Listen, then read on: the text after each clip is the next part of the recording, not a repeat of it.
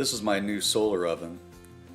I find it to be pretty amazing. I've been using other solar ovens and really was attracted to this because of its lightweightness and compactability. Here I'm going to be using a full chicken, and I'm going to take some temperature readings off the table here. You see 74 degrees. And we're going to take one off of, now this has been in here for about maybe 15 minutes, and this lid already got up to 136 degrees. Of course, the chicken inside is much cooler.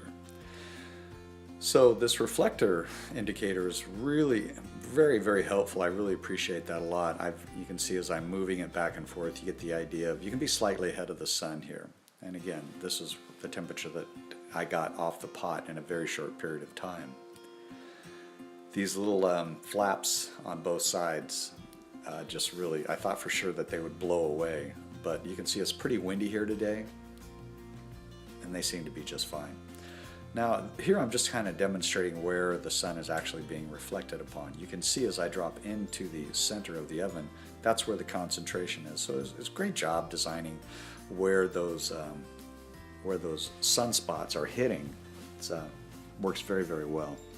And again, I'm just showing the reflection bouncing off from the forward reflector to the back reflector back here, and it just seems to be intensifying as it comes over to the forward reflector. Again, just a lot of thought went into this stove, obviously. It's our oven, excuse me.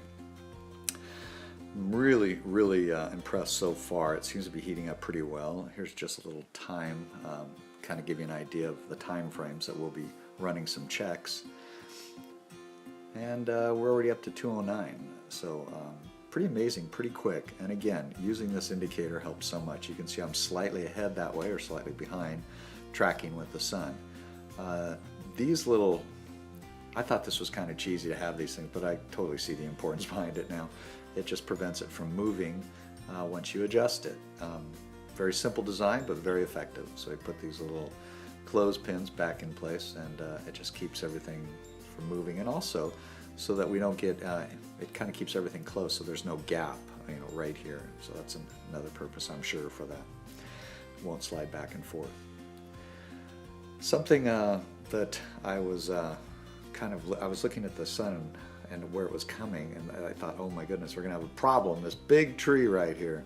But the sun just hikes slightly above it, and I did create a little bit of shadow. That is, I had a little shadow earlier, but it was nothing, and the sun keeps rising above it, so it just cleared that tree just fine.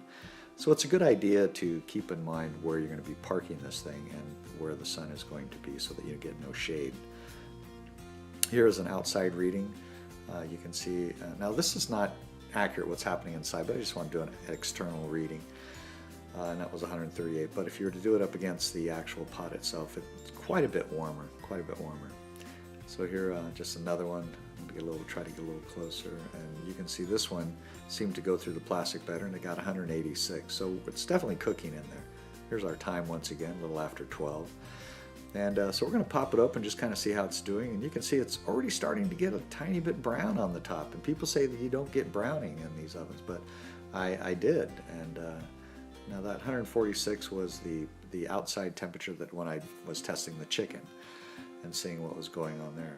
Again, playing with this little indicator, this thing is amazing. I saw one guy did a video, he had it in the wrong spot, he had it at the bottom. The instructions say to put this at the top, so that's what I did. So you can see that it's slightly ahead also, so I've been coming out and moving it forward. I'm going to just test this top of this pot again, see what we got. Yeah, it's 213. That's a pretty good temperature right there. Kind of slow cooking. I have another stove, and it can get up to 300-400 degrees in there, and sometimes that can just be too much, actually. So I think there's a balance here. I am planning on getting the Pyrex glass and doing it that way, but I wanted to see this is how it came. Didn't come with this pot. I have my own roasting pot. You can see again here 186, so we're definitely cooking. So here we are, pretty much done at the end of the day here. This cooked for about 4.5 hours, and it came up to 180. So you can see our time right there. Terrible. Hold still, Tony. Okay, it's like 10 after 2. So, 10 to 10 after 2. It's about 4 hours. Probably could go a little longer, but I just want to see what's going on here. So you can see we got a nice browning, and the external is 164, and the internal is 180. So for all intents and purposes, it should be done. So we're going to take this puppy, we're going to just wrap it up and go back inside and see how it is. Again, I was pretty impressed. I wasn't too sure about the whole bag thing, but it did a good job. I was going to do it without it for a while, and yeah. Anyway, the amazing thing is, look at how this thing packs in. I just used some tape, and I made like a little self-closing. Sorry for the really bad footage right here, guys. Just bear with me. Okay, so we have some tape here, and I put tape down on one surface, and then I have this is duct tape, actually Gorilla Tape, and so I can seal up this box and open and reseal it. Just a simple little thing, because I like the box, and it's very small. And again, I'm doing some one-handed camera operation. Didn't bust out my tripod or anything for this one.